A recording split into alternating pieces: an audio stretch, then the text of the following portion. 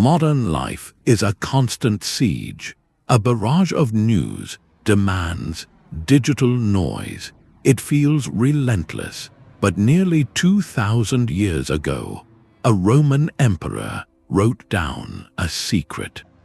A secret for mental defense. It's more relevant now than ever. Marcus Aurelius, he reminded himself that the soul becomes an impregnable fortress.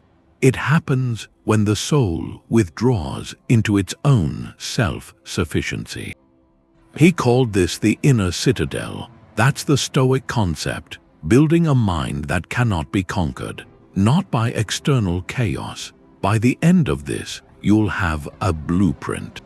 A practical blueprint for constructing that unshakable peace within yourself. Will uncover how ancient wisdom teaches us to distinguish between what we can change and what we cannot, to master our reactions, and to find a profound strength, a strength that no outside event can diminish. What does true mental resilience look like to you? The first brick is learning to separate what you can change from what you can't. That's the Stoic idea, the dichotomy of control. It's the foundation. Everything else is built on it, and it sounds simple, but it's powerful. The Stoics said our suffering, our anxiety, it usually comes from one place. We try to control what isn't ours to control. We try to command the weather, other people, traffic, the markets. We exhaust ourselves fighting a current that won't bend. Epictetus put it clearly. He said some things are up to us and some things are not. Our opinions are up to us, our impulses, desires. What is our own doing? In that space is your power, your freedom. The Stoics called this the discipline of assent. It's about mastering your impressions. An impression is just raw data. What hits your senses, a sound, a sight, a piece of news, that's information. The disturbance that comes next, the anxiety, the anger, that's your judgment. Your mind adds a layer. It labels the event good or bad, catastrophic or wonderful, and we usually accept that label. We take it as truth without a second thought. That's how the citadel is breached, not by the event outside, but by your own quick assent, your agreement to a negative story about it. Marcus Aurelius wrote to himself, "Remove the judgment, and you remove the thought, I am harmed." Remove that thought, and the harm itself is removed. He's pointing to that layer. The event is just an event. The statement, "this is awful," is the judgment you add, and that judgment is the real source of suffering. Take an example. You get a curt email from a colleague.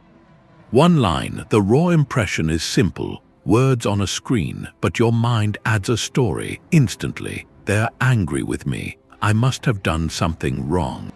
They don't respect my work. That story feels true. It feels like reality, so you react from that place. You might fire back a defensive reply or spend the afternoon worrying. The Stoic move is to catch that story as it forms, to examine it. Before you assent to it, you interrogate it.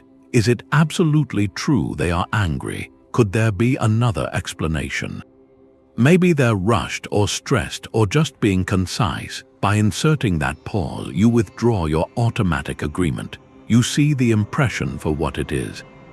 Just one possible interpretation, then you choose, accept it, or replace it with a more accurate one, a less harmful one. The email hasn't changed, but your relationship to it has transformed. You've defended the gate. Think of a time you overreacted recently, a cancelled plan, a critical comment, a minor mistake. Trace it back to the initial impression. Then identify the judgment you layered on top.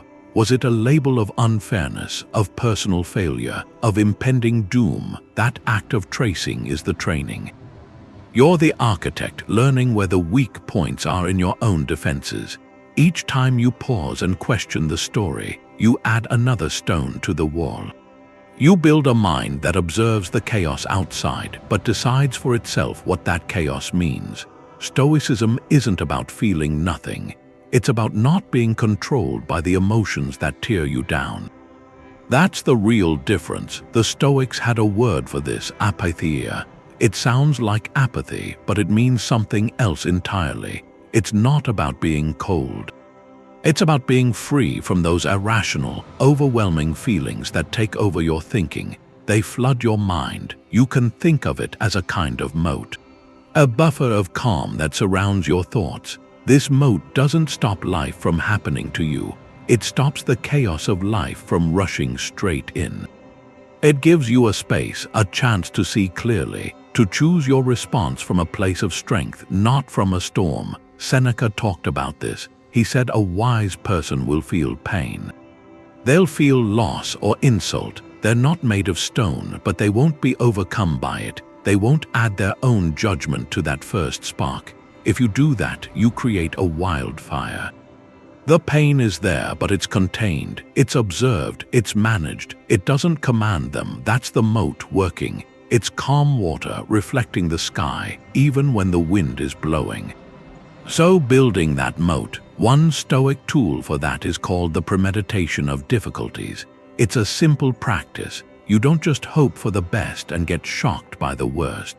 You calmly consider ahead of time what the day might bring. You're not worrying, you're rehearsing. You might think, my commute could be difficult.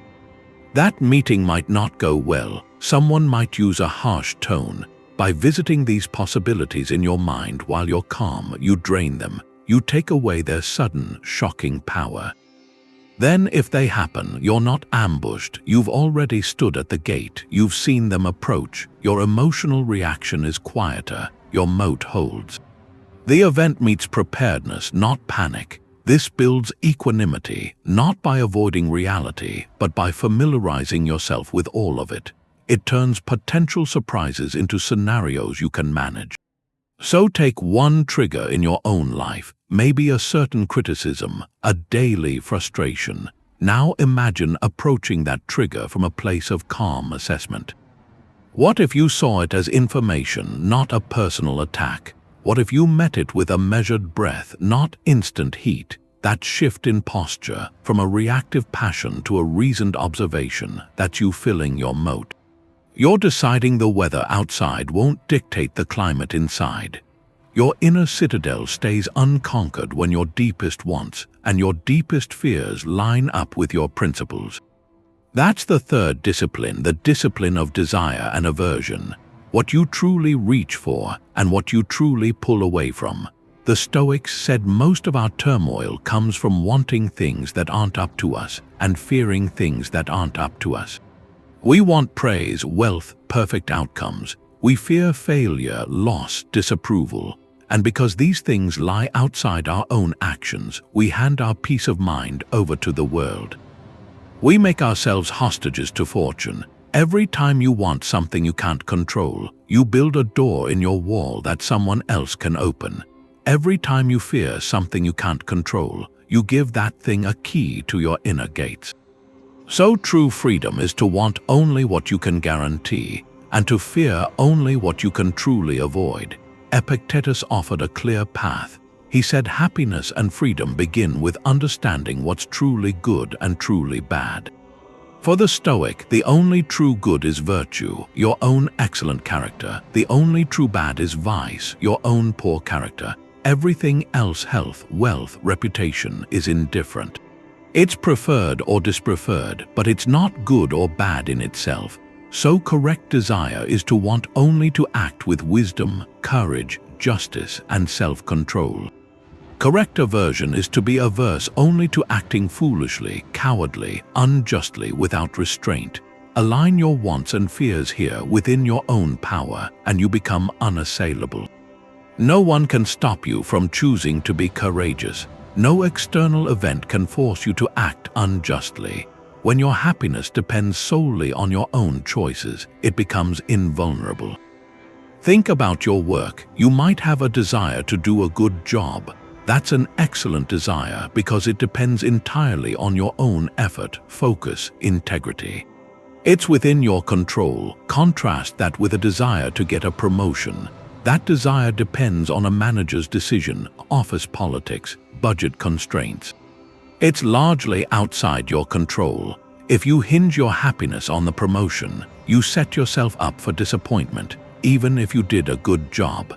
The Stoic approach is to pour all your energy into the desire you can control doing good work, and to hold the outcome, the promotion, lightly. You can prefer it, you can work toward it, but you don't demand it for your peace. That realignment is liberating. Your sense of worth is no longer tied to a result you can't command. So take a moment, examine one current desire of your own. It could be a desire for a certain relationship to work out, for a project to be successful, for recognition. Now ask yourself, does fulfilling this desire depend entirely on my own actions and choices? Or does it depend on other people, on luck, on circumstances? If it depends on anything outside your complete control, you've identified a potential vulnerability. This isn't about abandoning the desire, it's about shifting its foundation. Can you reformulate it? Instead of desiring the specific outcome, can you desire to act with integrity, with kindness, with diligence throughout the process? That shift moves your fortress to solid ground. It places the source of your satisfaction back inside your walls, where it's safe. What you want and what you fear, they define the strength of your defenses. When they're rooted in your character, in choices only you can make, you've built the keep, the strongest tower of the self. Nothing outside can storm it. A fortress needs walls, but it also needs people to defend it. In Stoicism, those defenders are the virtues. They're not just qualities you have, they're tools you use. They're the equipment inside the inner citadel: wisdom, courage, justice, temperance. These four cardinal virtues are how you live well, how you protect your peace from the inside. For a Stoic, virtue isn't just a good thing, it's the only good. It's where real resilience comes from, because it's the one thing nobody can take from you. And it's what makes any situation, even a hard one, mean something. Marcus Aurelius wrote about this. He said, "Waste no more time arguing about what a good man should be. Be one." And in another place, he talked about doing a good action as if it were your last. Doing it seriously, sincerely, without looking away. That's the idea. The virtue is in the act itself. So what do they mean now in practical terms? Wisdom is practical judgment. It's seeing things clearly, understanding what you actually control, and choosing the right move. It's like the map and compass for your own mind. Courage isn't about having no fear. It's deciding something else matters more than the fear. It's the strength to do what's right even when it's uncomfortable or risky or people might criticize you. Justice is your duty to other people, to the world. It's fairness, kindness, trying to do your part for the common good. It's seeing how you're connected to everyone else. Temperance is self-command, it's moderation. Discipline over your impulses, your wants, your reactions. It's the thing that keeps your energy focused, that stops you from going too far. These virtues work together. They're your active defense. Think about a situation at work. A project is going wrong because a colleague keeps making the same mistake. Wisdom helps you see the situation for what it is. It separates the facts from your frustration. It tells you the problem is real, but that blaming someone won't fix it. Then courage is what makes you have that difficult conversation you've been putting off. It's the strength to speak up respectfully, even though it's awkward. Justice guides how you have that talk. You're aiming for a fair outcome. You try to see their side. You want what's best for the team, not just to get your own annoyance off your chest. And temperance is there the whole time. It's the discipline to manage your irritation before you speak. To listen without cutting them off, to stop yourself from sending a passive-aggressive email instead of talking in person. In that one tough moment, all four virtues are your tools. They're what you actively use to get through the storm without being knocked over. Now think about your own life. Which of these four feels hardest to practice right now? Maybe it's courage, setting a boundary you need with someone, or temperance, managing your time or your attention when everything is trying to distract you. Or justice, showing patience when you feel you've been treated unfairly. Just noticing that is a kind of wisdom. It shows you where your defenses might be thin. The goal isn't to be perfect, it's to practice. Every time you choose the courageous word instead of staying silent, the temperate pause instead of lashing out, you're not just using a tool.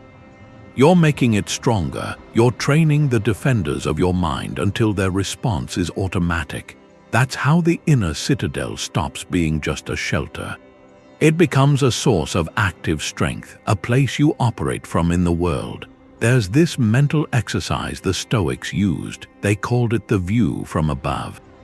You step outside the room of your immediate worries. You imagine lifting up from where you are. The room shrinks, then the building, then the street.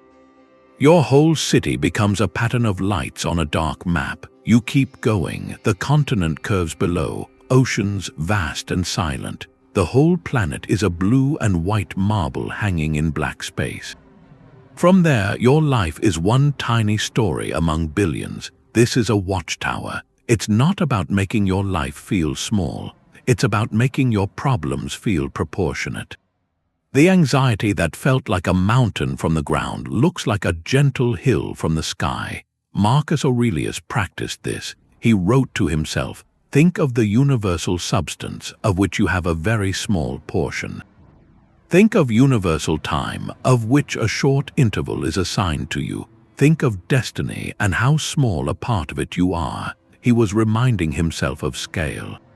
His small place in a vast, ancient process that isn't depressing, it's calming. It shrinks the ego. That voice that insists every slight is a catastrophe gets quieter up here. You see your current crisis as a single scene in a very long play. This perspective fosters a gentle humility. It connects you to the larger whole. You are part of nature, part of humanity's long story. Your struggles are human struggles. Your joys are part of a universal capacity for joy. That realization dissolves the isolation that amplifies pain. You are not alone. You are a conscious fragment of the universe experiencing itself. So how do you use this? Take a stressful work deadline. From inside, it feels all-consuming. Your heart races, your thoughts spiral. Now try the watchtower. Pause, breathe. In your mind, pull the camera back. See yourself at your desk. See your building. See the countless other people in countless other buildings, each with their own deadlines, their own worries. See the city alive with these tiny, urgent dramas. Now pull back further to the orbital view. That report is one small task on one small planet spinning through space. This doesn't mean the task isn't important. It means your panic about it is optional. From this calm vantage point, you can assess it clearly. What is the next rational step? You can see it without the fog of dread. Or apply it to a social conflict, an argument that feels like the end of a friendship. From the watchtower, you see two people, shaped by their own histories and hurts, misunderstanding each other. You see the brief span of a human life. You see how little time there is to hold onto resentment. The need to be right softens. The possibility of reconciliation comes into view. The next time you feel overwhelmed, remember the watchtower. It is always available. You need only look up in your mind and expand the frame. See your moment not as the entire world, but as a single point within it. What changes when you view your struggle from the silent distance of the stars? There's a space between something happening and how you react. Stoicism is about making that space bigger. That's the main job of the gatekeeper. Anything that comes to your mind, some news, a comment, an unexpected event, it has to stop right there. You have to look at it before you let it inside. That pause, that's where your freedom actually is. It's what decides whether the world controls you or you control your own mind. Epictetus said it plainly. He said people aren't troubled by events, but by their opinions about those events. The thing itself is just a thing. The trouble comes from the view you instantly stick onto it. That view is your agreement. You're agreeing that what happened is harmful or insulting or a disaster, and you give that agreement in a flash without any thought. The gatekeeper's role is to break into that flash, to hold the impression at the gate and question it. Is this true? Is this the whole story? Is my first take the only possible one? When you do that, you take back the power to decide what things mean. You stop being a passive receiver of whatever emotion shows up. You start being the active judge of your own experience. Think about getting a text that's just a period or one word like fine. The raw information is almost nothing, just a few pixels on a screen, but if the mind is left alone, it rushes to fill in the blanks. It writes a whole novel. They're angry. I did something wrong. This conversation is over. That novel is your assent. You've agreed to a story that might not be real at all. The gatekeeper pauses. It looks at the period and says, wait, the data isn't complete. Maybe they're busy. Maybe they're driving. Maybe they just had nothing else to say. By not instantly agreeing to the worst possible story, you stop an entire emotional storm from getting inside. The modern version of this Stoic pause is really simple. It's the conscious breath, the count to 10. It's the physical act of making that space between what happens and what you do next. When a coworker criticizes your idea in a meeting, the first impulse is to defend yourself, to fight back, to feel ashamed. The gatekeeper turns on. You feel the heat rise, and instead of talking, you take one slow, deliberate breath. In that breath, you're not agreeing with the criticism. You're not accepting it as the final word. You're just making room for reason to come in. You're widening the space. From that wider space, you might pick a different response. Maybe a clarifying question, or actually thinking about their point. The outcome of the meeting might not change, but your own mind stays intact. You defended the gate. So here's something to try for the next day. Pick one interaction, one piece of news, one small frustration. When it shows up, consciously create that pause. Take that breath. In that space, ask the gatekeeper's question. What's the bare fact here, separate from the story I'm telling about it? Then notice what changes. Did the emotion get weaker? Did a new way to respond appear? This small act is the daily training for a mind that can't be conquered. It's how you build the habit of freedom, one guarded gate at a time. The real test of your inner strength isn't about what you can take. It's about what you can hold on to. What if you didn't just accept what happens, but you learn to love it? To see it as necessary, that's the Stoic idea of Amor Fati, loving your fate. It's not passive resignation. It's an active, even joyful, acceptance of every thread in your life. Especially the difficult ones. The philosopher Nietzsche, who was inspired by the Stoics, put it this way. He wrote, "My formula for greatness in a human being is Amor Fati, that one wants nothing to be different, not forward, not backward, not in all eternity." It's not just endurance, it's saying yes. Marcus Aurelius had a similar view. He wrote, "A blazing fire makes flame and brightness out of everything that is thrown into it." So the obstacle isn't a blockade, it's fuel. Every event, especially the unwanted one, is material. Material for your character, for your growth. Amor Fati is deciding that life is a cooperative project. Not a series of personal insults from the universe. The things we resist are often the exact tools we need to become who we're meant to be. Think of a potter. A piece of clay on the wheel might feel the potter's hands as a violation, a destruction of its peaceful, formless state. It might resist and pull away. And the vessel collapses, but the clay that accepts the pressure, that yields to the shaping, becomes a cup, a bowl, something of purpose and beauty. The pressure wasn't its enemy, it was the necessary condition for its transformation. Your fate is the potter's hand. Amor Fati is choosing to be the clay that cooperates. Trusting the process even when it's uncomfortable. On a personal level, think of a past difficulty that shaped you, a job you didn't get, a relationship that ended. A plan that failed. In the moment, it felt like a loss, a closed door, but with time, can you see how it served you? That missed job might have led you to a path with more meaning. That ended relationship might have taught you about your own needs. That failed plan might have forced you to develop a skill you use every day. the practice is to look back and reframe that event. Not as a mistake or a tragedy, but as a necessary stitch in the fabric of who you are now. So here's a challenge. Bring to mind one past hardship you still carry with regret or resentment. And try to complete this sentence.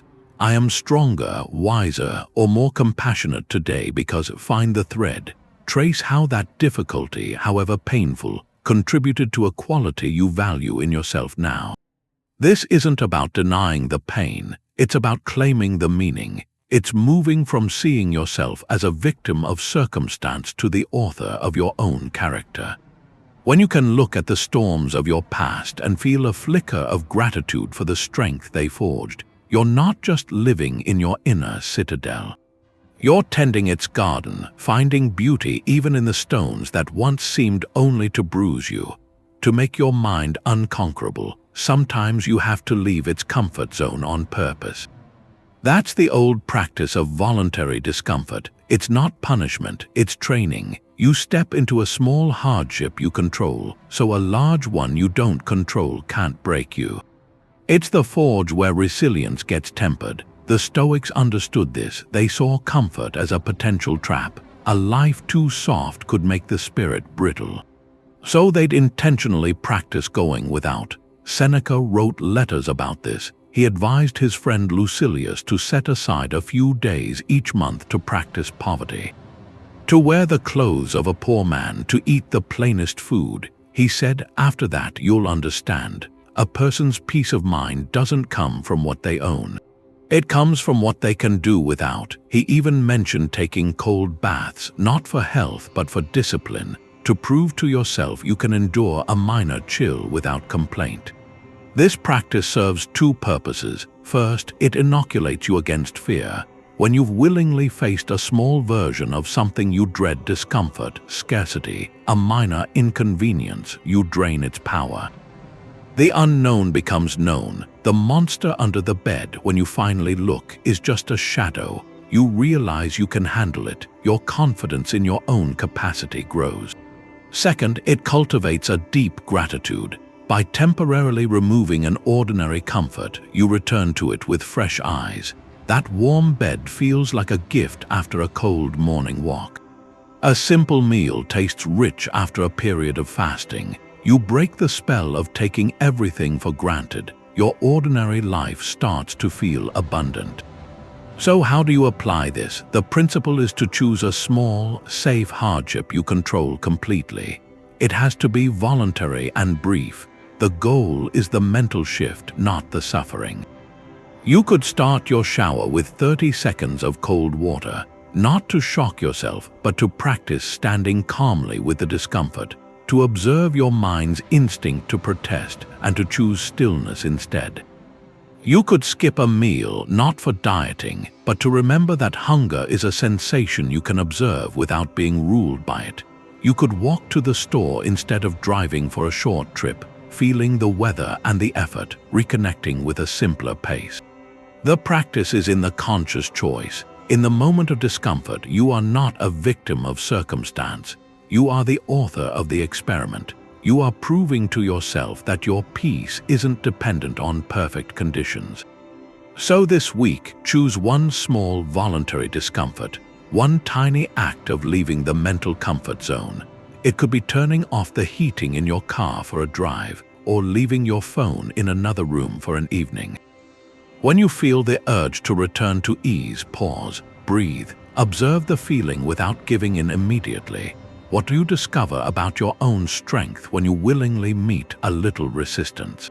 You don't build your citadel alone. The Stoics had mentors, real ones and imagined ones. They studied the lives of exemplary people. They called this the contemplation of the wise. It was about filling a mental archive, blueprints for strength. So when you face a difficult choice, you can ask, what would a wiser person do? Not to copy them, but to borrow their perspective. To see your situation through the lens of someone who embodied courage or justice or calm. It gives you a template, a living example of how virtue works when the pressure is on. Seneca did this in his letters to Lucilius. He wasn't just giving advice, he was pointing to models. He'd write about Cato's integrity or Socrates facing false charges with calm. He was saying, look, here is what it looks like. Marcus Aurelius did the same. In his writings, he reflected on his adoptive father, Antoninus Pius. He listed the qualities: gentleness, unwavering diligence, modesty. He wasn't just remembering a person, he was studying a manual for character. By holding these examples, he was reinforcing his own plans for his soul. This isn't hero worship, it's a strategy for internalization. You observe virtue in action, in a real human context, and you ask how that principle might apply to your own smaller challenges. It makes the abstract concrete. You're not just trying to be courageous, you're recalling how that figure stood firm when others were bending. You remember the story, the context, the choice. That memory becomes a touchstone, a reference point for when your own resolve wavers. A way to practice this is to form your own council of the wise. It's a mental panel. Choose a few figures from any era or field who represent qualities you want to cultivate. They could be philosophers, or a scientist known for curiosity, an artist known for resilience, a community leader known for dignity, or a family member whose patience you admired. The key is they embody a specific strength you find meaningful. Then, when you face a dilemma, you convene your council. Imagine presenting your situation. What would the courageous member advise? What would the just member prioritize? How would the temperate member suggest you manage your impulse? This exercise forces you out of your own reactions. It lets you try on wiser mindsets. You're consulting the archives of human experience you've chosen to value. So name one person you see as a model of resilience. Someone famous or someone you've known. Identify one specific trait they demonstrated. Was it perseverance through failure, the ability to forgive a deep wrong? Consistent kindness in the face of rudeness. Hold that single trait in your mind. That trait is a brick. You can place it into your own wall. By studying the masters, you learn an unconquerable mind isn't a mystery. It's a craft, and every great craftsperson learns first by observing those who came before. The mind that can't be conquered, it gets its strength from itself. Not from outside approval, not from conditions. That's the well of self-reliance. It's the deepest source inside your citadel. Everything we've looked at, the discipline of judgment, the virtues, the view from above, it all leads here. To this understanding that your worth, your peace, your core contentment, it has to be generated from inside. If it depends on anything outside your own choices, it stays vulnerable. It can be taken away. The Stoics had a word for this, autarkeia, self-sufficiency, and it's not about being a hermit. It's about where you place the source of your good life. Epictetus put it well. He said the philosopher's school is a surgery. You shouldn't leave feeling pleasure but feeling pain, because you don't come in healthy. And then he points inward. The place to seek help is inside yourself. Your true classroom, your true wealth, it's in your own reasoned choices. Seneca said something similar about true riches.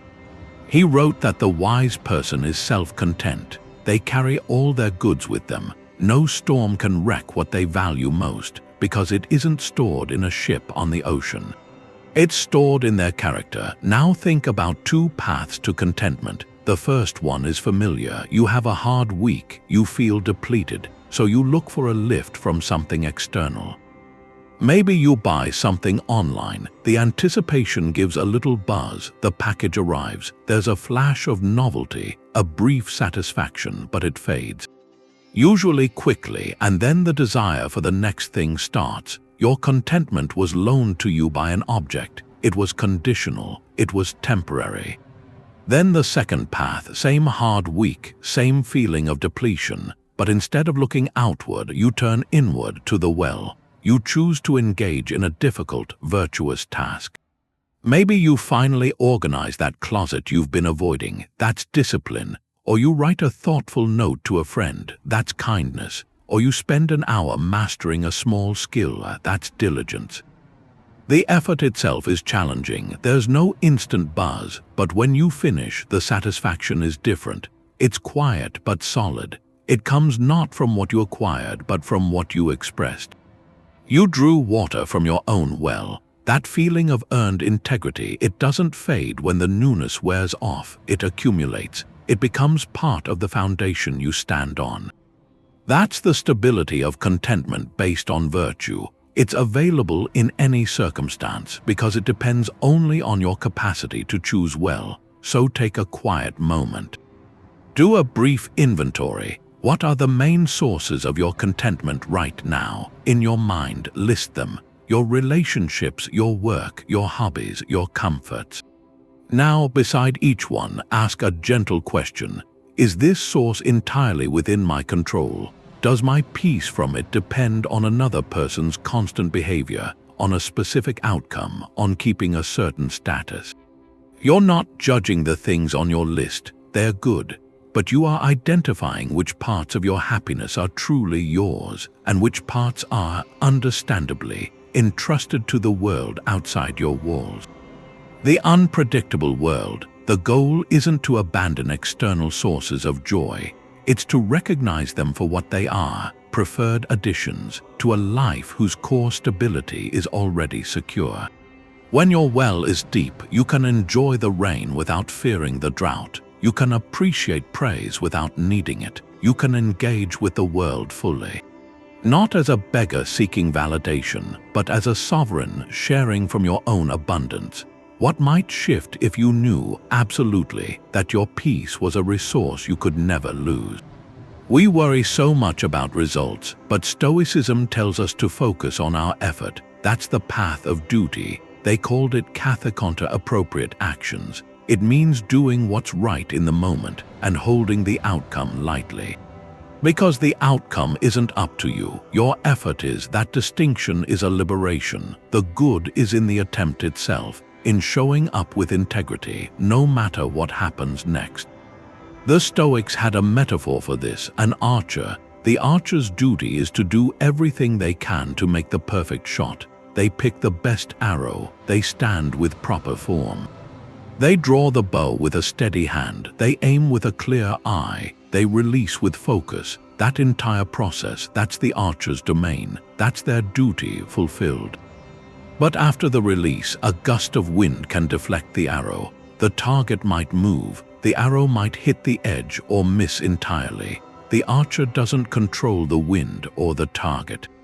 If they did their part with excellence, they've succeeded. Even if the arrow doesn't hit the bullseye, to lament the wind is to misunderstand the task. The Stoic archer finds satisfaction in the quality of the shot, not just the score. You're responsible for your aim, your effort, your intention. The world is responsible for everything else. Take a job interview. The anxious mind fixates on the outcome. Will they like me? Will I get the offer? That ties your worth to a decision made by strangers. It's exhausting. The Stoic shift is to pour energy into your duty. Your duty is to prepare, to research the company, to clarify your skills and stories. To show up on time, rested, to listen and answer thoughtfully, to be respectful. That's your shot. You can aim it with excellence. The committee's internal dynamics, their budget, another candidate's niche skill, that's the wind. You can't control it. By committing to the quality of your actions, you walk out with your dignity intact, regardless of the result. You did your part well. That's a success no email can take from you, or an act of kindness. Your duty is to be kind, to offer help, to speak with compassion. The other person's reaction grateful, indifferent, hostile, that's not your duty. It's their shot to take. If you tie your peace to a specific response, you give them power over your state. But if your good deed was its own reward, a complete action, then you remain free.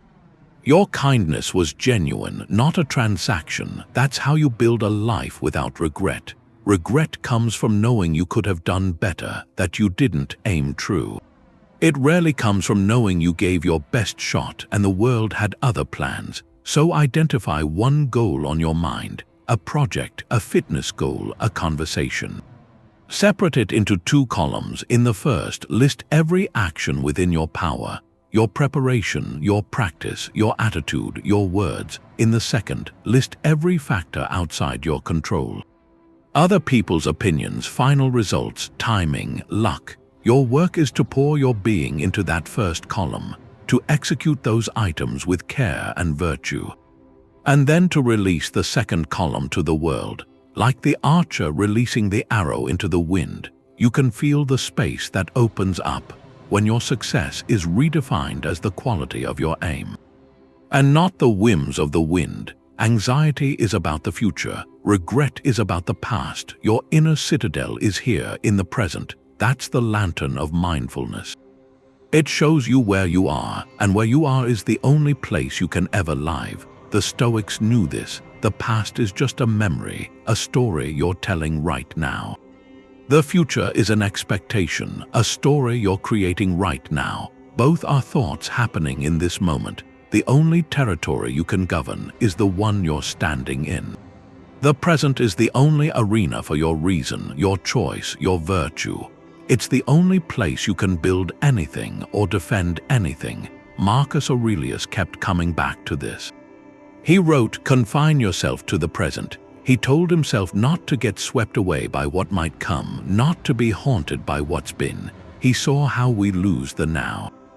We jump ahead to tomorrow's troubles or back to yesterday's stumbles. He called that a kind of theft. You're robbing yourself of the only time you actually have. Your power is here, in this breath, in this decision, in this perception. To leave it for a mental phantom is to leave your fortress undefended. Think of it like reading a book. Your eyes are on the page, but your mind is replaying an awkward conversation from yesterday. In that moment, you're not reading, you're not present with the book, and you're not back in that conversation. You're lost in a simulation made of thought. Your reason, your calm judgment is gone, hijacked by an impression of the past. The Stoic practice is to notice that hijacking, to gently guide your attention back to the sensory reality of the page, the weight of the book, the light in the room. You reclaim the present, you return to your post.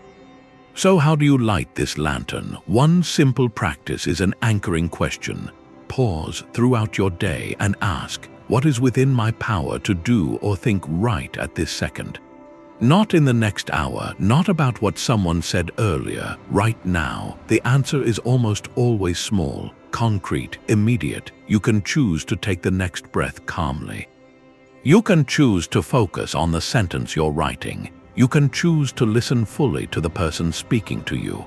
You can choose to observe a feeling without being carried away by it. That question pulls you back, out of the abstract storms of time, into the manageable reality of the current moment. Here's a 1-minute exercise. For the next 60 seconds, focus solely on your current task or your immediate environment. If you're listening, just listen. If you're sitting, feel the contact of your body with the chair. Notice the quality of the light. Acknowledge any sounds. When your mind wanders to a plan or a memory, and it will just note the distraction as a thought and guide your attention back to the physical now. You're not trying to empty your mind. You're practicing the act of returning. Each return is a reinforcement of your citadel's walls. It's a declaration that you won't be pulled from your post by every passing thought.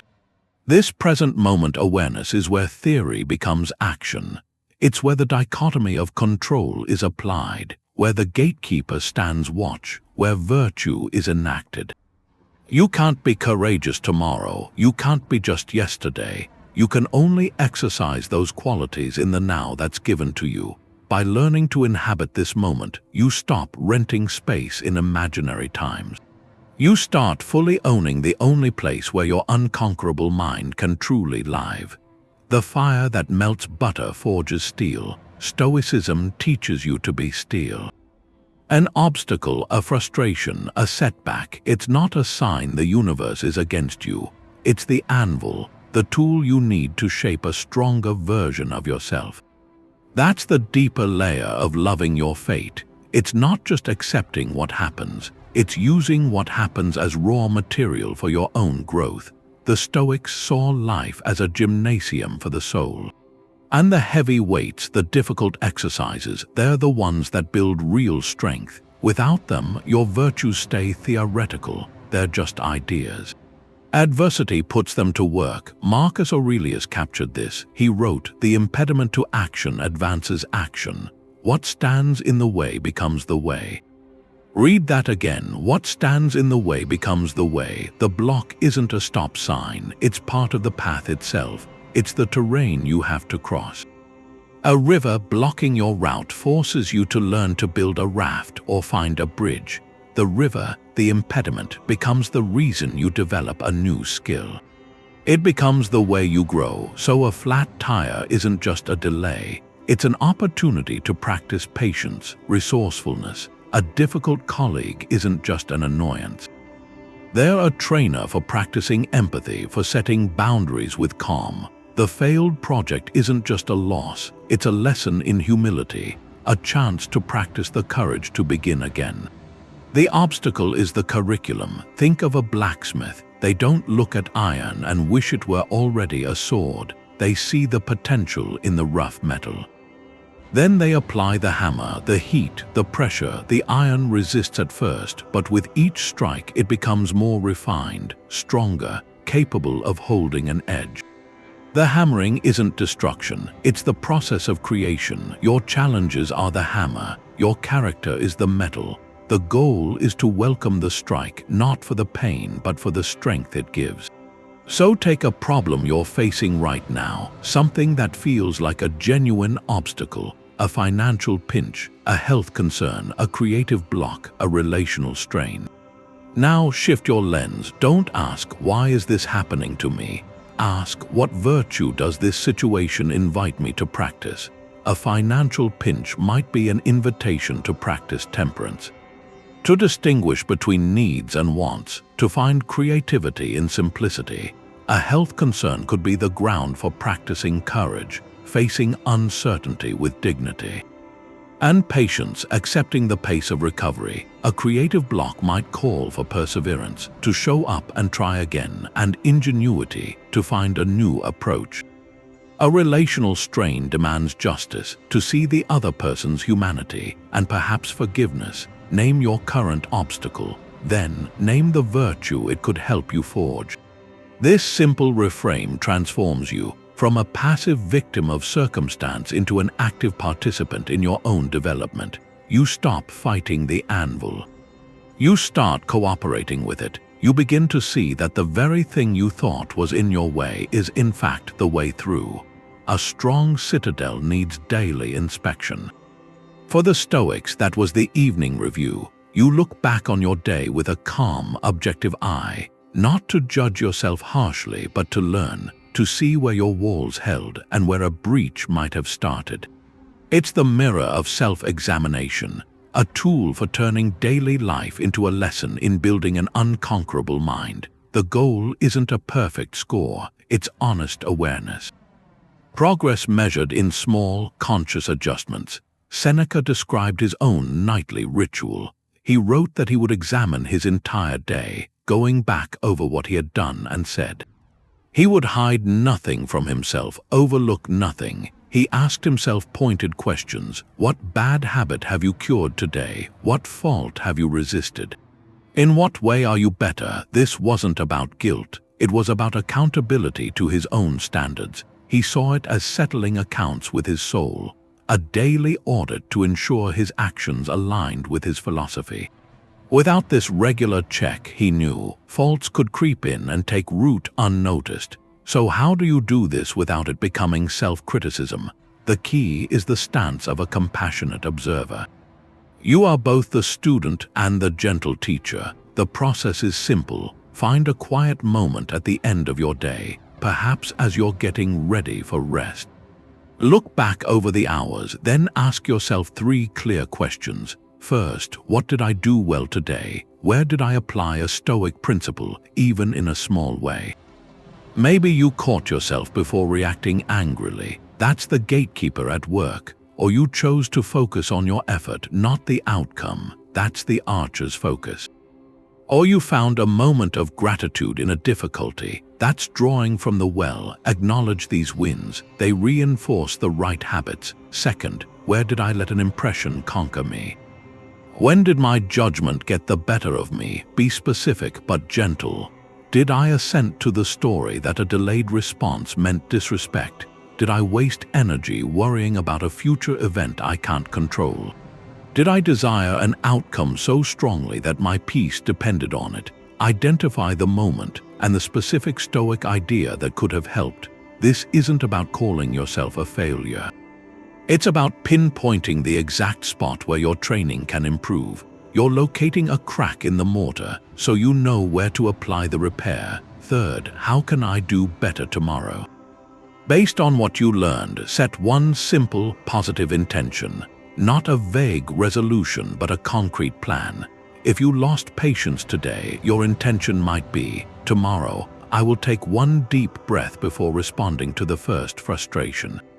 If you worried about an outcome, your intention could be, I will write down the aspects I control and focus my energy there. This turns insight into actionable change. You close the review by looking forward, equipped with a lesson. Tonight, try this for just one evening. Set aside 5 minutes. Review your day through these 3 questions. What went well? Where did I stumble? What's one small step for tomorrow? You might be surprised by what you see. Not a record of flaws, but a map. A map for building a mind that stands day by review day a little stronger. Your inner citadel isn't some isolated bunker. It's part of a larger, rational universe. The Stoics had a name for that: the logos, universal reason, the intelligence that orders everything. And living in accordance with nature meant aligning your own reason with that cosmic intelligence. That's the final layer, the profound one, an unconquerable mind. To resist what is like fighting the current of a vast river. But to accept it, to understand it, to cooperate, that's how you find your strength within its flow. Your resilience isn't a defiance of the world, it's a harmony with it. Marcus Aurelius came back to this idea often. He wrote that what doesn't benefit the hive doesn't benefit the bee. Your mind, your life, is part of a larger organism, the universe, and when your choices line up with its rational structure, you feel a deep sense of rightness, of belonging. Even in hardship, the philosopher Cleans expressed this surrender. In his hymn to Zeus, he wrote, "Lead me, O Zeus, and thou, O destiny, to wherever you have assigned me. I will follow without hesitation, and even if I am unwilling and do bad, I shall follow no less." That's not passive defeat, it's active, conscious cooperation. A recognition that the script of the cosmos is vast, and your role, however small, is written into its logic. Think of the natural world. The seasons don't argue. Autumn doesn't rage against the coming winter. The tree lets its leaves fall. It accepts dormancy, trusting the cycle. The day yields to night without protest. There's a profound intelligence in that acceptance, a trust in the process. Your life has seasons too, periods of growth, activity, harvest, and rest.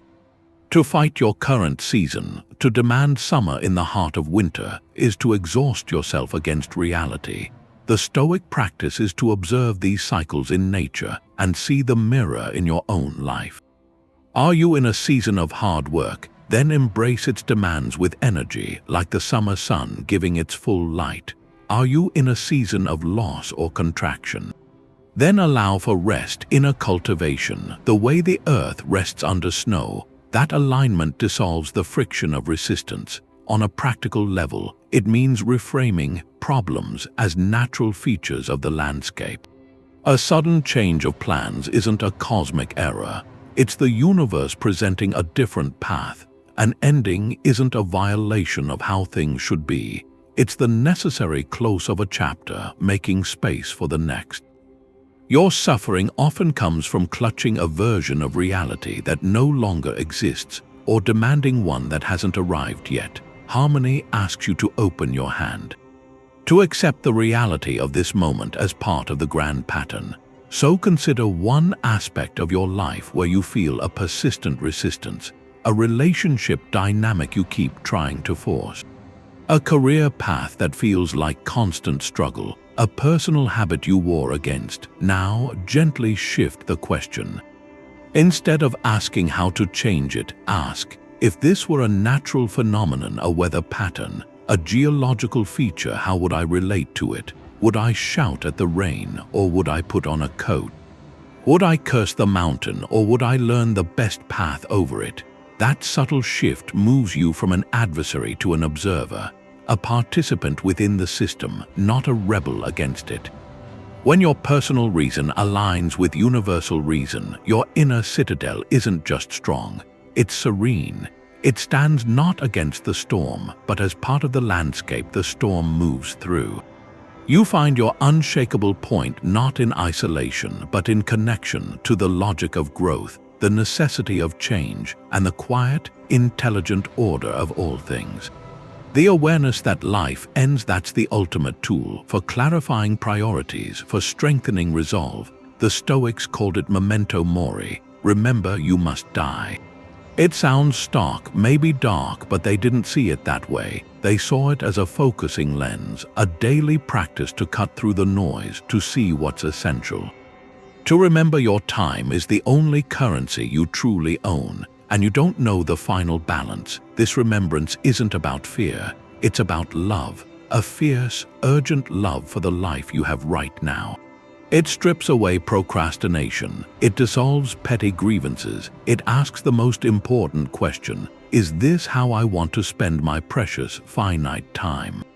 Seneca wrote about this in his essay on the shortness of life. He said, "You are living as if destined to live forever. Your own frailty never occurs to you. You don't notice how much time has already passed, but squander it as though you had a full and overflowing supply." He saw wasted time as the greatest loss because it's the one resource you can never recover. Everything else can be found again or replaced, but a day lost is gone. This practice turns that truth from a source of anxiety into a source of power.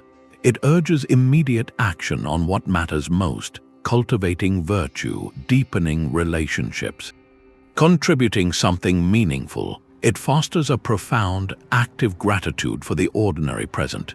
Think of it like a filter. You hold up any decision, any worry, any planned use of your hours, and you view it through this lens.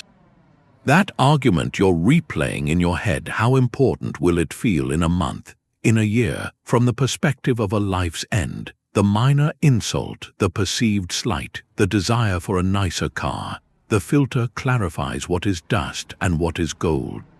It shows you that most of what we chase and most of what we fear cannot withstand this simple, honest gaze. What remains is what's real, your character. Your love for the people in your life, the work that feels like a genuine contribution, the moments of simple presence. A practical way to invite this perspective is to place a small, physical reminder in your daily environment. A smooth stone on your desk, a single word written on a note stuck to your mirror, a particular piece of art. The object itself isn't magical, it's a prompt. A gentle nudge several times a day to pull your mind back from autopilot, to ask yourself, am I investing my time or am I spending it? Is this activity aligned with my deepest values, or is it a distraction I've mistaken for life? This practice isn't about living each day as if it were your last in a dramatic, frantic sense. It's about living each day with the conscious weight of its value, so that you waste less of it. So here is the question, the reflective prompt. If you remembered your time was genuinely, personally limited, not in some abstract future, but as a vivid reality, what would you stop doing immediately? What habit, what complaint, what meaningless distraction would you simply let fall away? And in the space that opens up, what single, meaningful action would you take today? An unconquered mind needs a clear code. You have to know your non-negotiable principles. Without them, you're just a ship in a storm, no compass. Vague values don't work under pressure. Be good, stay strong, they dissolve. They're too broad to guide a specific choice, but a written principle, something specific, that's an anchor. It's a pre-made decision, so when a powerful impression hits you, a surge of anger, a wave of anxiety, you don't have to think, you just remember your code. You consult the rule you wrote for yourself when you were calm. That turns philosophy into a tool, a practical one for immediate use. The Stoics understood this. Their entire practice was built on core doctrines, things they returned to constantly: the dichotomy of control, the four virtues, the discipline of assent. These weren't just topics for discussion, they were the written laws for their inner citadel. Marcus Aurelius wrote meditations for this. It's a personal handbook. Principles written down and revisited to guide his mind back to its center. He was drafting his anchor, sentence by sentence. So you build yours. You start by moving from the vague to the specific. Instead of be resilient, you define what resilience looks like in action for you. A principle should be short, actionable, rooted in Stoic insight.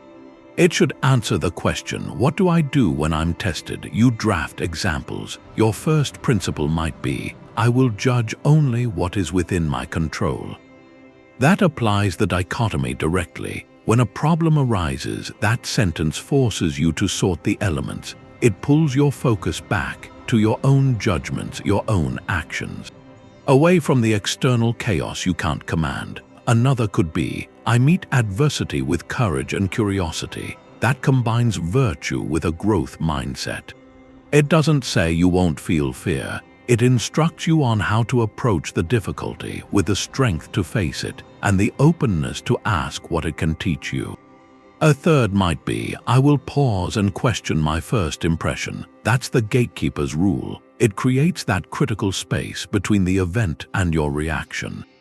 It makes the discipline of assent a concrete habit. These are your personal doctrines, standing orders for the defenders of your mind. The practice is to write them down.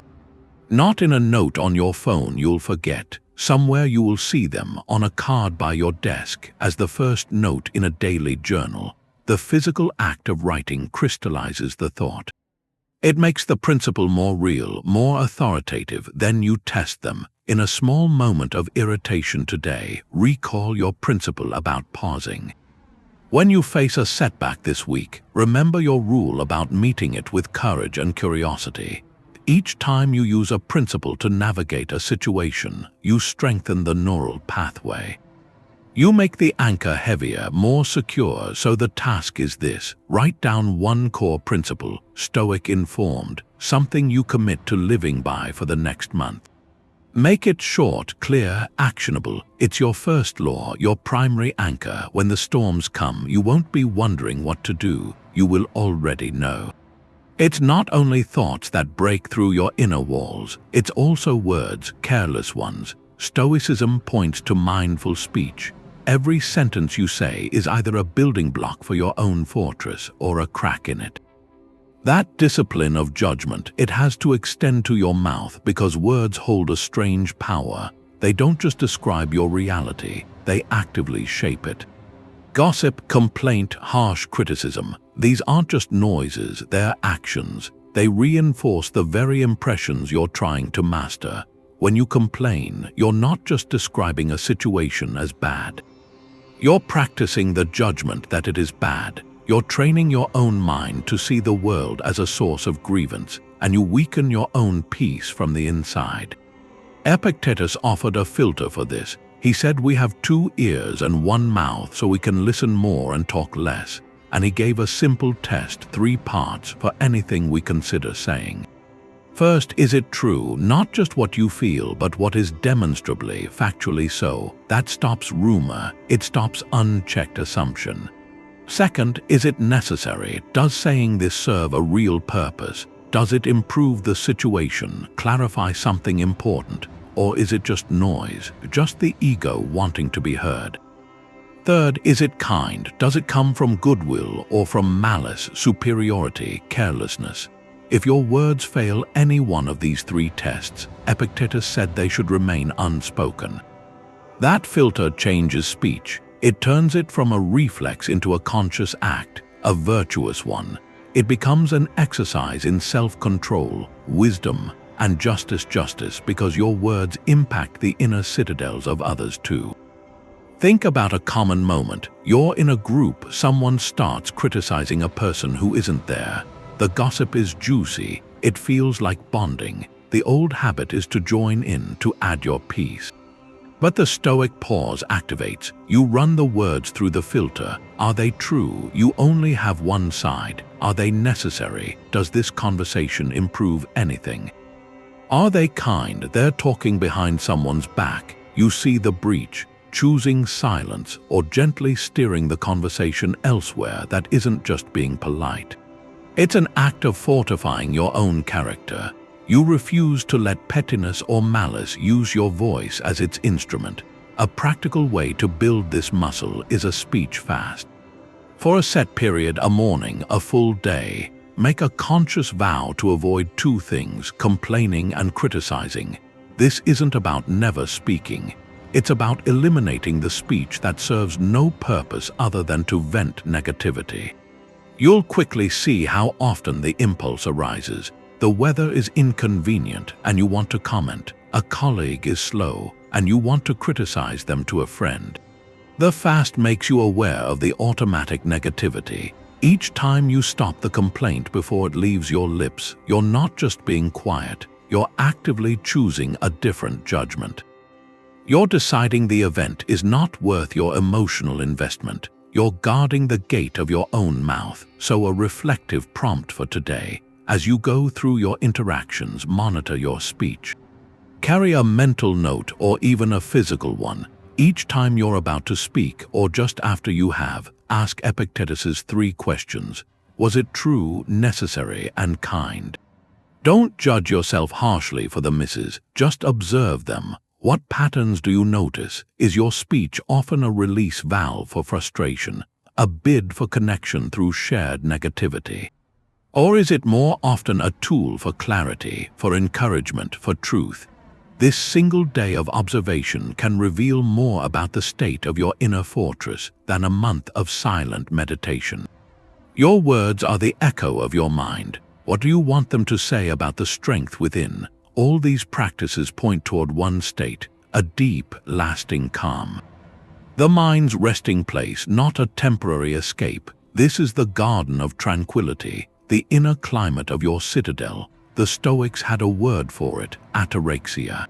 Freedom from disturbance. It's not a life without storms. It's a mind that stands so steady within the storm, it creates its own weather.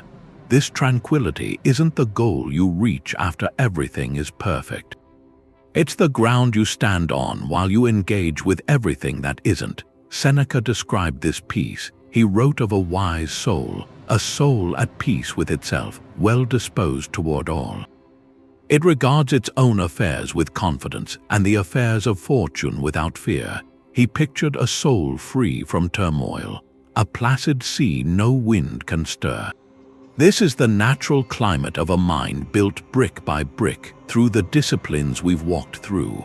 It's the result of alignment, where your judgments are clear, your desires are for virtue alone, and your actions are your duty done well. Picture a crowded morning commute. The train is packed, the air is close. Someone bumps into you without apology. The reactive mind is a storm of impressions. It labels the situation unbearable, an insult, a personal trial. It feels the heat of frustration. It feels the pressure of the crowd as a violation. Its energy is scattered, fighting reality, adding layers of suffering to a simple circumstance. Now the steady mind stands in the same crowded space. It feels the press of bodies, the warmth, the delay, but it doesn't add the story of catastrophe. It sees the facts. It recognizes this is the nature of a shared commute. It breathes into the space between the impression and the reaction. It may feel a flicker of discomfort, but it doesn't fan that flicker into a blaze of anger. Its energy is conserved, focused inward on maintaining its own equilibrium. It is present but not conquered. the external chaos is the same, the inner weather is entirely different. This tranquility is a default you cultivate. It's the garden you tend every day with your choices. Each time you pause at the gate, each time you draw from your own well, each time you align with your duty, you plant a seed of peace.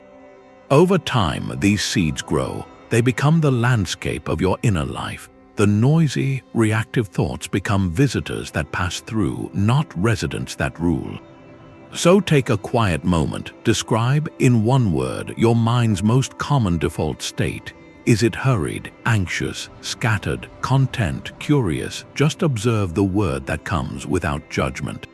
Now consider this. If you could choose the seed for a new default, the climate for your inner garden, what one word would you plant? Maybe it's steady. Maybe it's open. Maybe it's calm. The space between the first word and the second is the entire journey of the inner citadel. It's the distance between where you stand and the unshakable peace you are building. One conscious breath, one virtuous choice at a time. To defend a fortress, you need to know where it's weak. To defend your mind, you have to know your triggers. That's strategic intelligence. It's an honest map of yourself. An unconquerable mind isn't one that never feels threatened. It's one that knows exactly where the threats are going to land. Your vulnerabilities are the specific gates where chaotic impressions try to storm your peace. Pride, vanity, a deep fear of loss, a craving for approval, these aren't moral failings. They're architectural features. They're the parts of your inner wall that need the most reinforcement. Ignoring them is like a general refusing to look at the enemy's likely line of attack. So self-knowledge is your first line of actual defense. The ancient Delphic maxim, "Know thyself," was carved at the entrance to the temple of Apollo. It wasn't just good advice, it was the foundational requirement for any real journey. You can't build on shaky ground. You can't fortify what you refuse to see. The Stoics took this to heart. Epictetus told his students to examine their own opinions, their own aversions. He said if you desire something outside your control, you'll be disappointed. If you try to avoid what's not up to you, you'll live in fear. Your triggers are just the places where your desires and fears have gotten tangled with the external world. Where your happiness has been tied to an outcome you can't command. So awareness is the reinforcement. Just noticing the pattern is the act of strengthening the wall. To make it practical, think of the last time you felt a surge of disproportionate emotion. Maybe a flash of anger when someone cut you off in traffic. Or a knot of anxiety when a certain name popped up on your phone. A pang of envy scrolling through a social media feed. In that moment, your mind was conquered, however briefly.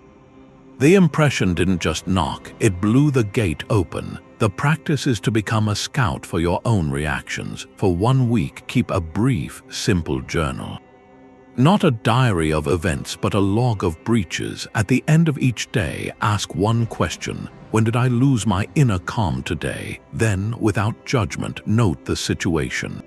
Not the story of why you were right to be angry, but the raw trigger. Was it a tone of voice, a specific type of criticism, a perceived slight to your competence? Seeing someone else get something you wanted, this log isn't for self-criticism, it's for pattern recognition. You're gathering data on your own architecture. You might find your vanity is most easily pricked by being overlooked in a meeting. Your fear of loss might be triggered by any change in a financial plan. Your desire for approval might flare up when a text message goes unanswered. That knowledge is power. Once you see the pattern, you can prepare for it. You can station a guard at that particular gate. The next time that familiar situation arises, you'll recognize it. Ah, this is the one that usually gets me. That moment of recognition is the space you need to deploy your Stoic tools, the pause, the examination of the impression, the return to what's within your control. So here's a quiet question. Looking over your recent weeks, can you identify one recurring emotional trigger, one specific type of situation that reliably unsettles your peace? Name it to yourself not as a flaw but as a coordinate on your inner map. This point on the wall is where your work begins. This is where you build. Your inner citadel isn't isolated. Its walls connect you to the shared city around you. Stoicism doesn't picture you as a lone fortress, more like a well-built tower in a vast, interconnected metropolis. That's the old idea of cosmopolitanism. You're a citizen of the cosmos. Your reason is the same faculty that lights every other mind. So your resilience, it's not just a personal project. It's a social one. A mind that can't be conquered is a mind strong enough to be generous, to look past its own walls and see the shared humanity in everyone it meets. Marcus Aurelius reflected on this. He wrote that what brings no benefit to the hive brings no benefit to the bee. And in another passage, he reminded himself, I am bound to do good to my fellow creatures and bear with them. Your inner strength finds its highest expression not in withdrawal but in engagement, in acting with justice and benevolence toward the other citizens of this world. That perspective changes how you see conflict. A core Stoic social insight is that people do wrong out of ignorance, not malice. They're mistaken about what is truly good. When someone acts poorly, they believe in that moment that their action is correct or necessary. They're confused. Seeing that doesn't excuse harmful behavior, but it changes your reaction. From personal outrage to something clearer, more compassionate, you're less likely to feel personally attacked by another's error. You see a fellow traveler who's lost their way. That lets you respond from your principles, not from a wounded ego. Think of a daily frustration. Someone is rude to a cashier. The old mind might judge them as a bad person. Feel anger, maybe contempt. The cosmopolitan mind, trained by this insight, sees something else. It sees a person likely burdened by their own unseen struggles. Acting from a place of stress or a mistaken belief that this behavior is acceptable, that doesn't mean you approve, but it means your inner peace isn't shattered by their ignorance. You might even feel a flicker of pity, or the quiet resolve to counteract their rudeness with your own deliberate kindness to the next person you meet.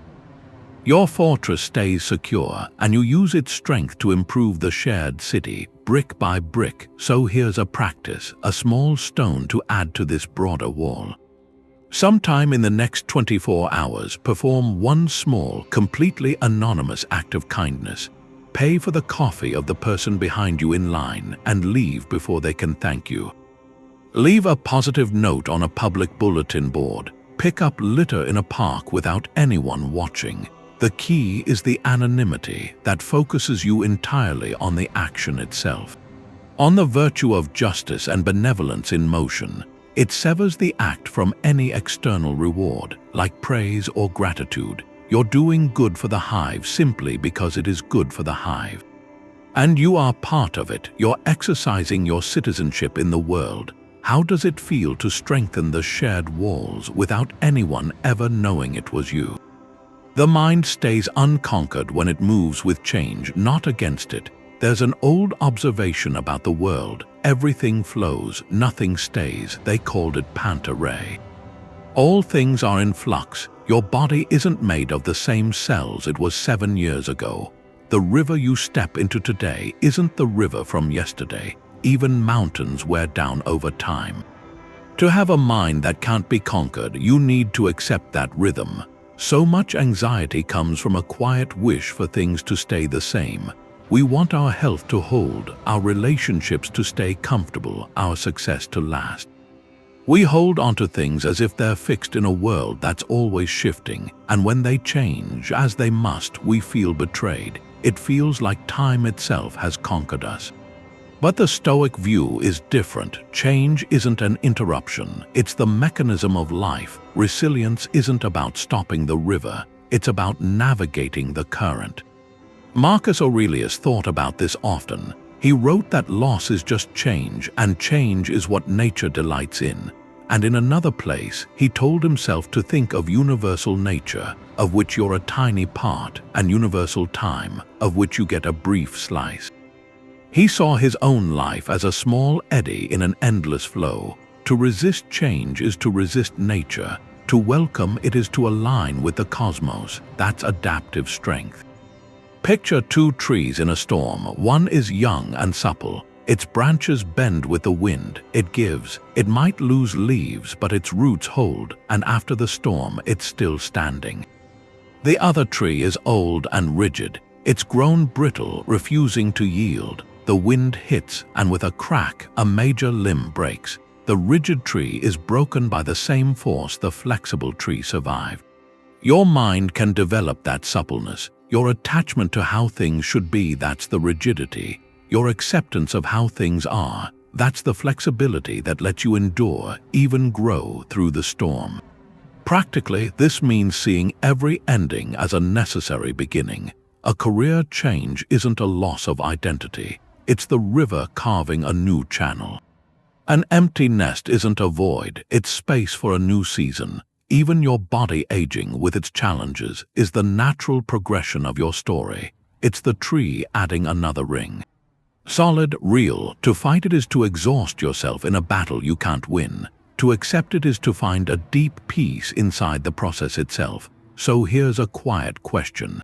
Look at your life right now. Name one thing you're clinging to, one circumstance you deeply wish would stay exactly as it is. It could be your health, a relationship dynamic, your financial security, a comforting routine. Hold that thing in your mind and gently acknowledge its true nature. It isn't permanent. It's a moment in the flow. When you recognize its impermanence, do you feel fear, or does a strange freedom start to appear? The unconquered mind draws strength from that acknowledgement. It learns to appreciate the blossom precisely because the petal will fall. It builds its citadel not on shifting sand, but on the solid rock of acceptance. The river flows on, and you are both its water and its witness. Stoicism doesn't mean you reject success or comfort. It means you don't let those things define your worth. Your peace, that's the distinction. The ancient Stoics had a term for everything outside our own virtue. They called it adiaphora. Indifference, that word can sound cold. Like health, friendship, money, like they don't matter, but that's not right. They divided indifference into two kinds, preferred and dispreferred. Health is preferred over illness.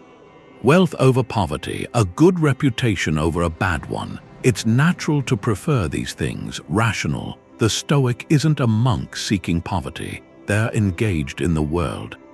The key is the second part. They're still indifferent, which means they aren't good in themselves. They don't make you morally worthy. Your happiness, your flourishing, it isn't made or broken by them.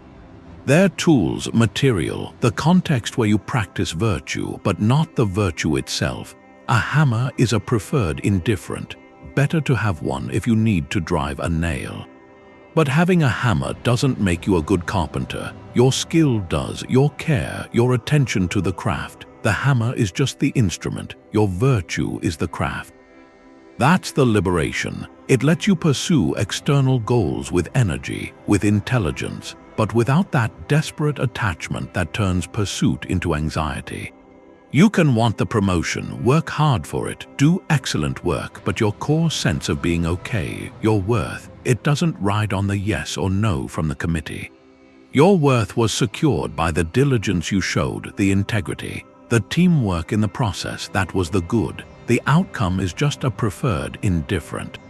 Seneca wrote that the wise person loves their friends dearly, but is content if they are lost. That isn't heartlessness. It's understanding what a friend truly is. The friend is a preferred indifferent. The love you show, the loyalty, the kindness, that's the good. That's the virtue. That's yours forever. So take two people pursuing a career. The first is driven by status and money. Their mood swings with every review. A bonus feels like validation. A criticism feels like annihilation. Their peace is tied to those markers. The second person pursues the same career, but their drive is the virtuous expression of their skill, to solve problems creatively, to collaborate with respect. To build something of value, they prefer the raise, the title, of course, but their fundamental satisfaction comes from the quality of their effort. When a project fails, they feel the sting. But their inner citadel remains. They can assess the loss calmly, learn from it, continue. Their worth wasn't in the outcome, it was in the striving. So, identify 3 preferred indifference in your own life: your physical fitness, your savings, your professional title, the harmony in a relationship. Name them, then with gentle honesty assess your attachment to each one. Does your peace of mind rise and fall with their condition, or is your peace anchored in something deeper? In the character you bring to tending them, this isn't a test, it's a map. It shows you where your fortress has become dependent on the landscape outside its walls. And knowing that is the first step toward a freedom no market crash, no change in status, no twist of fate can ever take from you. Gratitude is a guard. It stands against discontent, against that feeling of entitlement. This isn't just a passing feeling when something nice happens. It's a daily practice. A kind of drill for the mind. It reinforces your inner walls from the inside. When you feel that sense of lack, that wanting more, that belief the world owes you something, that's a breach. A quiet invasion, and the active practice of gratitude is the counterattack. You reclaim the ground of your own contentment by acknowledging what you already have. The Stoics saw this as essential maintenance for a tranquil mind. It's how you protect your self-sufficiency from being poisoned by constant craving. Seneca wrote about this. He advised taking stock of simple, fundamental gifts. He listed things like breathing freely, thinking clearly, moving without pain, having a day without severe hardship. He pointed out we overlook these basics because they're always there. We only notice the air when it's gone. By bringing them to mind, we perform a corrective act. We remind ourselves our baseline state is one of profound abundance. This practice doesn't ignore difficulty. It puts difficulty in its proper context. As a feature within a life that already contains immense, often invisible, wealth, this Stoic gratitude has an edge to it. It's not just for pleasant moments. Its real power emerges when you extend it to challenges. You give thanks not only for health, but for the strength you discovered during an illness. Not only for smooth sailing, but for the resilience you built in the storm. This reframes the obstacle. It becomes part of your provision, the material you are given to craft a stronger character. This turns the entire world, even its hardships, into a source of potential gratitude. Nothing is wasted. Everything serves the construction of your inner fortress. A practical way to embed this is a nightly review with a specific focus. Before sleep, mentally acknowledge 3 things. Make the first 2 the simple, foundational gifts: the warmth of shelter, a nourishing meal, the company of a loved one, the simple fact of a resting body. Then, for the third, choose one challenge from your day. A difficult conversation, a tedious task, a moment of frustration. Now frame a silent thanks for it. Not for the pain, but for the opportunity it provided. Thank it for the patience it asked you to practice, for the perspective it forced you to find, for the small lesson it contained. This act of thanking the difficulty disarms it. It pulls the thorn of resentment out and reveals the learning underneath. So tonight, as you prepare to rest, perform this simple 3-part duty. Guard your peace by acknowledging your abundance, and in doing so, quietly tell the world your contentment is not for sale. It is built brick by grateful brick from the materials already in your hands. Building the citadel is work. Living inside it, that calm, that's the art. It's the final stage where you stop practicing Stoicism and you just are it. The principles, they stop feeling like rules you have to remember. They become the structure of your mind itself. Your automatic response, the line between the practice and the person, it disappears. You've made the citadel your home. It's like the difference between a musician reading each note off the sheet and the musician who feels the music moving through them. They both play the song, but one is a conscious effort and the other is just the expression of a craft they've mastered. the unconquered mind, it reaches this state. This fluid rationality, it doesn't need a checklist when trouble comes. It sees the landscape of control, the nature of the impression, the path of virtue, all at once. It moves with the grace of something that's become a long habit. Epictetus, he compared philosophy to learning a trade. He said you don't become a carpenter by reading a book about hammers. You become one by building things day after day, making mistakes, learning the feel of the wood, until the craft is just in your hands. Philosophy, he insisted, is the same. It's not for elegant talk, it's for the workshop of your life. You practice the disciplines until they become your nature, until your first thought in a crisis isn't panic but perception. Not complaint, but a clear-eyed look at what's there. Take the dichotomy of control. For a beginner, it's a deliberate sorting exercise. Something stressful happens. You feel the heat of the emotion. You have to consciously stop. You force your mind to ask the question, what here is mine, what isn't? You pull your energy back, piece by piece. It feels like work. It is work. Now picture the integrated mind. That same stressful event arrives. There's no internal debate, no sorting. The mind, by its trained nature, it just lands its attention on the territory it governs. Your own judgment, your next action, the external chaos is noted, but it doesn't trigger a scramble. It's observed like weather passing by a strong window. The calm isn't forced. It's the natural climate of a mind that knows, without thinking, where its power begins and where it ends. This is what it means for virtue to become a habit. Courage isn't a decision you make after you conquer fear. It's the disposition that meets difficulty with a steady heart right from the start. Justice isn't a calculation of fairness you run in each situation.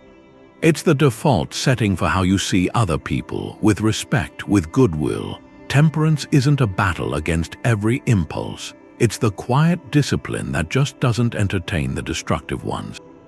Wisdom is the lens, the one you see everything through, clear, undistorted by ego or fear. So bring to mind a major setback you faced or one you fear. Losing a job, a serious health challenge, a deep personal betrayal. Remember your reaction or imagine it. That initial shock, the swirl of emotion. Now gently shift the vision. Envision responding to that same event from this integrated place. Not with numbness, but with a profound, immediate calm. The facts are assessed without the story of catastrophe. Your energy flows not into why this is unfair, but into what can be done. What is the next right step, however small? There is grief, maybe, but it's clean. It isn't mixed with rage or self-pity. There is concern, but it's focused, not scattered into anxious fantasies. Can you feel the quality of that inner space? It's not passive, it's powerfully, peacefully engaged. This is the feeling of living from within the completed citadel. The storms rage, but you're no longer out in the rain. You're at the window, watching, understanding, and choosing your response from a place of unshakable shelter. This is the art of a mind that cannot be conquered. Because it has finally, fully come home to itself. An unconquered mind isn't something you're given. It's something you build. You build it stone by stone through the choices you make every day. The foundation is that first separation, knowing what's yours to control and what isn't. Your judgments, your intentions, your character, that's your territory. Everything else, the weather, what other people think, that's just landscape. You move through it, but you don't command it. On that foundation, you put up the walls. That's the mastery of your own perception. You learn to pause at the gate of every impression, to question the story your mind wants to tell right away. You see there's a space between an event and your reaction, and in that space is your freedom. The defenders on those walls are the virtues, wisdom to see clearly, courage to act rightly, justice to connect with others, temperance to govern your own impulses. They're not lofty ideals, they're practical tools for defending your peace every day. And crowning the whole structure is the acceptance of your fate. Not a bitter resignation, but an active cooperation with the flow of life, seeing every obstacle not as a blockade, but as the material you're meant to build with. That's the inner citadel. It's not a place of retreat, it's a place of resilience, a mind that can't be conquered from the outside because its strength comes from within, from aligning with what's true and good. And that alignment isn't a single achievement, it's a daily practice. A mind becomes unconquered the way a path is worn through a field by walking it consistently, one step after another. It's the small choice to breathe before you speak, the quiet decision to focus on your effort, not the outcome, the conscious moment of gratitude for a simple gift. Those are the stones. Epictetus, who taught these principles, summarized their reward. He said, "No person is free who is not master of themselves." True freedom, he taught, isn't about controlling the world.